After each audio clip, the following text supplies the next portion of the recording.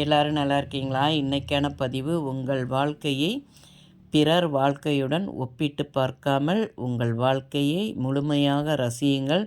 அதில்தான் இன்பத்தின் ரகசியமும் முன்னேற்றமும் இருக்கிறது. இது பிரான்ஸ் நாட்டோடைய பழமொழிங்க.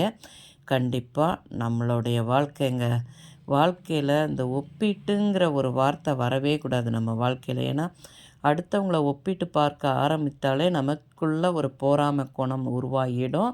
தாழ்வு மனப்பான்மை ஏற்பட்டுரும். அவன் பாரு வாழ்க்கையில் இப்படி சாதிக்கிறான், நம்மளால் அது முடியலையே, அவனுக்கு அது திறமை இருக்குது, அது இருக்குது. அப்படி இல்லை.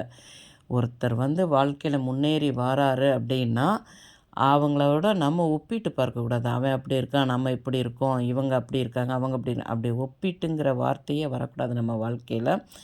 நம்ம வாழ்க்கையில் அவங்கள ஒரு உதாரணமாக எடுத்துக்கிட்டு நாம் எப்படி அவங்கள மாறி முன்னேறி பெரிய லெவலுக்கு வரணும், உயர்ந்த இடத்த அடையணும்னா அதுக்கு நம்மளுடைய செயல்கள், சிந்தனைகள், திட்டமிடல், நம்மளுடைய குறிக்கோள், விடாமுயற்சியெல்லாம் நம்ம ஒன்று திரட்டி நம்ம வாழ்க்கையில் அந்த இடத்த அடையணும். இந்த ஒப்பிட்டு மட்டும் பார்க்கவே கூடாதுங்க. அது மோசமான ஒரு விஷயம், பார்த்துக்கோங்க. வாழ்க்கை இப்போ வாழ்க்கையில் நம்ம வெற்றி அடைந்தாலும் தோல்வி அடைந்தாலும் அதுக்கு பொறுப்பு நம்ம மட்டும்தான். அதை நாம் மட்டும்தான் அனுபவிக்க முடியும். வெற்றி அடைந்த இன்பத்தையும் நாம் மட்டும்தான் அனுபவிப்போம், தோல்வியோட துன்பத்தையும் நம்ம தான் அனுபவிப்போம். அதனால் வாழ்க்கையை எப்பயும் சமநிலையில் நம்ம பார்க்க ஆரம்பிக்கணும். வாழ்க்கை ஒரு முறை தான். அந்த வாழ்க்கையை ரசித்து வாழுங்க.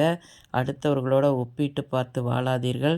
வாழ்க்கையில் பார்த்திங்கன்னா நம்ம அந்த மாதிரி வாழ்ந்தாலே நாம் ஒரு உயர்ந்த இடத்தை அடைய முடியும். இந்த பதிவு உங்களுக்கு பிடிச்சிருந்தால் பார்வதி வீட்டு சமையலுக்கு ஆதரவு கொடுங்க. ஓம் சாய்ராம்.